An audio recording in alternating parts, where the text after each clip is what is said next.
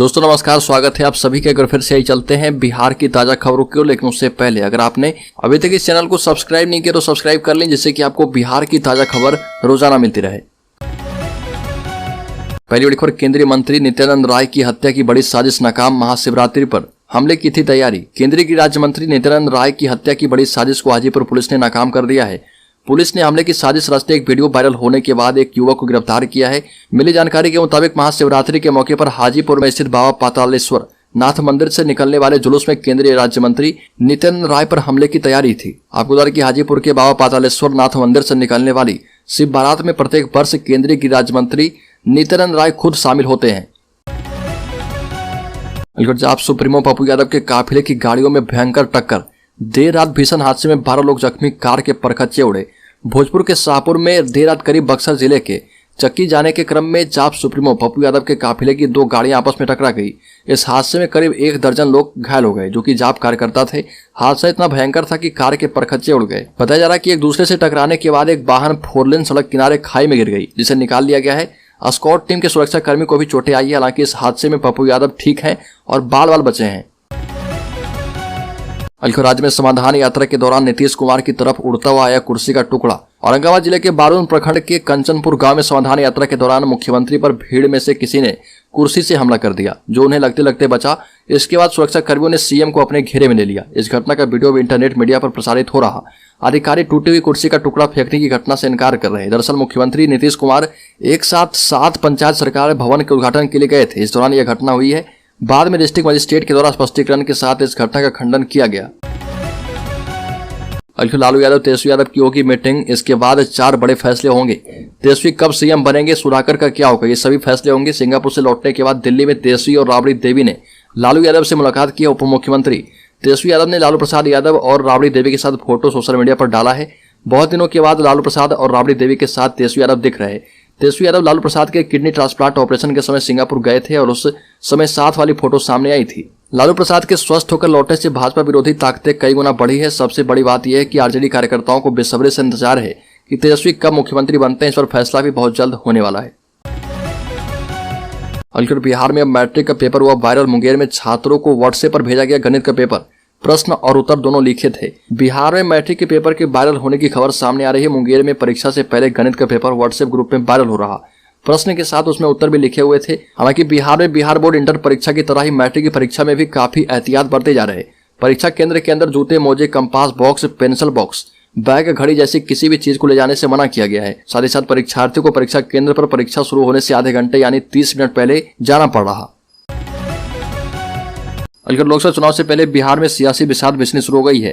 राजपूत समाज के बड़े नेता सब पूर्व सांसद आनंद मोहन से बीजेपी के सीनियर नेता सुशील मोदी ने मुलाकात की थी। मुलाकात के ठीक एक दिन के बाद बीजेपी नेता ने बड़ा बयान दिया और राज्य सरकार से आनंद मोहन की रिहाई की मांग की। बीजेपी नेता राज्यसभा सांसद सुशील मोदी ने कहा कि जब राजीव गांधी हत्या मामले में दोषियों की रिहाई हो सकती है तो आनंद मोहन की रिहाई भी संभव है और इसके लिए राज्य सरकार को कानून का पालन करते हुए गंभीरता से पहल करनी चाहिए।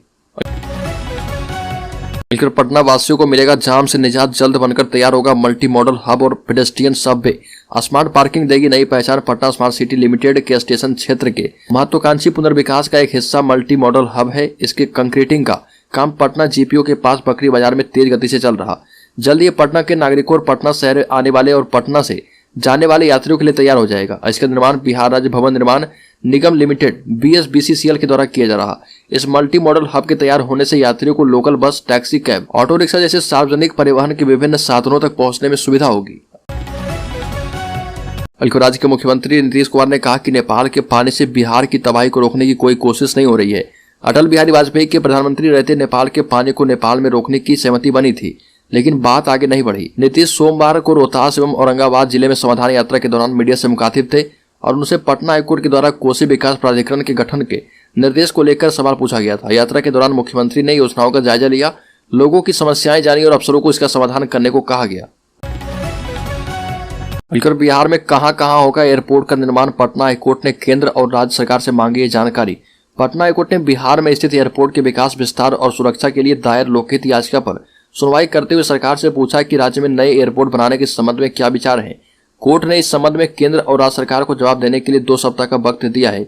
इसके साथ ही कोर्ट ने इस बात की भी जानकारी मांगी है कि इस संबंध में सरकार के द्वारा अब तक क्या क्या कार्रवाई की गई है।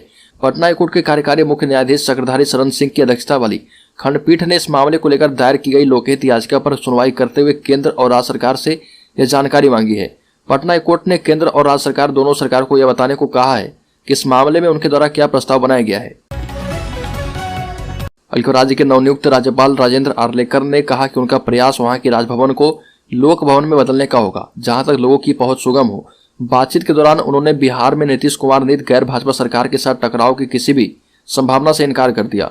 गोवा निवासी आर्लेकर इससे पहले हिमाचल प्रदेश के राज्यपाल थे और उन्हें बिहार स्थानांतरित कर दिया गया है। बिहार में नीतीश कुमार की गठबंधन सरकार सत्ता में है। आर्लेकर ने कहा कि मुझे फिलहाल किसी टकराव की कोई वजह नजर नहीं आती है। वहां की सरकार में सभी लोग समझदार हैं। मैं अपनी सेवाएं और सीमाएं समझता हूं। अगर दोनों पक्षों में परस्पर समझ है तो मुझे कोई कारण नहीं दिखता कि कोई टकराव हो जाए। नवादा में जीतन राम मांझी की गरीब संपर्क यात्रा शुरू। एनडीए नेताओं पर साधा जोरदार निशाना, कहा कि 2024 चुनाव में हो जाएंगे साफ। नवादा में गरीब संपर्क यात्रा के दौरान एक बार फिर से जीतन राम मांझी ने एनडीए पर जोरदार निशाना साधा है। केंद्रीय मंत्री पशुपति कुमार पारस ने बताया था कि 2024 के पूर्व बिहार सरकार गिर जाएगी और पूर्ण बहुमत के साथ एनडीए बिहार की सभी 40 सीटों पर चुनाव जीतेगी।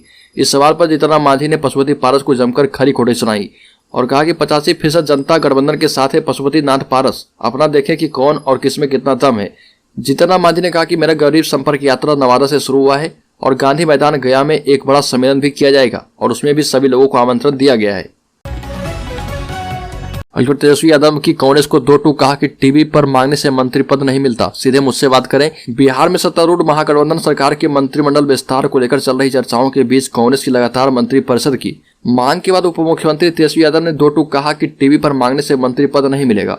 कैबिनेट विस्तार के लिए कांग्रेस सीधे मुझसे बात करे। बिहार के उप मुख्यमंत्री तेजस्वी यादव ने कहा कि हम लोग गठबंधन में है। गठबंधन में कुछ हमारे, कुछ कांग्रेस और कुछ जेडीयू के लोग कैबिनेट में शामिल हैं। मंत्रिमंडल में कौन लोग होंगे और यह तय करना पार्टियों का काम है। कांग्रेस पहले यह तय करें कि वो किसे कैबिनेट में रखना चाहते हैं। कांग्रेस पार्टी पहले अपने नेता का नाम तय कर लें और फिर इस पर विचार किया जाएगा। देश वापसी के बाद अब बिहार आएंगे लालू प्रसाद यादव। आरजेडी के नेता बोले 3 से 4 दिन में आ सकते हैं पटना। सिंगापुर से लौटे लालू यादव अब बिहार भी लौट सकते हैं। आरजेडी के एक सीनियर नेता के दावे के मुताबिक अगले 2 से 3 दिनों में वह पटना लौट सकते हैं। लालू यादव पिछले साल किडनी ट्रांसप्लांट कराने सिंगापुर गए थे, जहां उनका सफल ऑपरेशन हुआ है। इसके बाद वह 2 दिन पहले दिल्ली लौटे हैं। दिल्ली में वह बड़ी बेटी मिसा भारती के यहाँ स्वास्थ्य लाभ ले रहे हैं। लालू यादव को उनकी दूसरी बेटी रोहिणी आचार्य ने किडनी डोनेट किया है। रोहिणी सिंगापुर में ही रहती हैं। वहीं आरजेडी के वरिष्ठ नेता ने दावा किया कि वह पटना लौट रहे। आरजेडी के राष्ट्रीय महासचिव श्याम रजक ने कहा कि लालू यादव बिहार की मिट्टी के लाल हैं और वो ज्यादा दिन अपनी मिट्टी से दूर नहीं रह सकते। बिहार राज्य की रसोइया मानदेय व मुआवजे के लिए करेगी आंदोलन। मुजफ्फरपुर में राष्ट्रीय मध्याह्न भोजन रसोइया प्रखंड के बैनर तले बैठक आयोजित की गई। बैठक में रसोइया के बकाया मानदेय का भुगतान, मानदेय वृद्धि, मृत रसोइया के अनुग्रह राशि का भुगतान आदि मामलों पर चर्चा की गई। इस दौरान मोहम्मद शकील ने कहा कि माननीय उच्च न्यायालय में दायर याचिका के आलोक में रसोइया को 7,000 रुपये प्रतिमाह मानदेय देने का निर्णय दिए जाने के बावजूद राज्य एवं केंद्र सरकार मानदेय बढ़ोतरी नहीं कर रही है। इसको देखते हुए संगठन 14 मार्च से अनिश्चितकालीन हड़ताल पर जाएगा। 27, 28 एवं 29 मार्च को गर्दनी बाग पटना में महाधरना का आयोजन किया जाएगा और इसमें सदस्यों से अधिक संख्या में उपस्थित होने की अपील की गई है। रसोइया कर्मचारी के द्वारा बताया गया कि माननीय उच्च न्यायालय पटना हाईकोर्ट में दायर याचिका के आलोक में रसोइया को 7,000 रुपये देने की बात कही गई थी, लेकिन अभी तक केंद्र और राज्य की सरकार पटना हाईकोर्ट के आदेश को भी अनसुना कर रही है। राज्य में सरकार बनने के बाद अपने इस वादे को भूल गए उप मुख्यमंत्री। बाढ़ सचिवों ने राबड़ी आवास का किया घेराव। आपको बता दें कि मुख्यमंत्री नीतीश कुमार के द्वारा राज्य में चलाए गए 7 निश्चय योजना के तहत गली नली पक्कीकरण और नल जल योजना में राज्य भर के लगभग 1,14,691 लोगों को योग्यता के आधार पर बाढ़ सचिव के पद पर नौकरी दी गई थी। सरकार ने नौकरी तो दे दी, लेकिन आज तक वेतन नहीं दिया है। जब बाढ़ सचिवों ने वेतन की बात रखी तो सभी को नौकरी से निकाल दिया। जब तेजस्वी यादव सत्ता से बाहर थे तब उन्होंने बाढ़ सचिवों को आश्वासन दिया था कि सभी को नौकरी वापस दिलवाई जाएगी। हालांकि बिहार में सरकार बदल गई है, लेकिन बाढ़ सचिवों की मांग अब तक पूरी नहीं हो पाई है। बिहार के बाढ़ सचिव बिहार के डिप्टी सीएम तेजस्वी यादव को उनका वादा याद दिलाने राबड़ी आवास भी पहुंच चुके हैं, लेकिन तेजस्वी का न होने के कारण उनकी मुलाकात नहीं हो पाई। बाढ़ सचिवों ने कहा कि जब बीजेपी की सरकार थी और नीतीश कुमार मुख्यमंत्री थे उस वक्त बाढ़ सचिव के रूप में नियुक्त किया गया था, लेकिन 4 सालों के बाद हम लोगों को हटा दिया गया। बाढ़ सचिव ने अपनी नौकरी अस्थायी करने की मांग की है और कहा कि पटना के गर्दनी बाग में हम लोग एकजुट होंगे।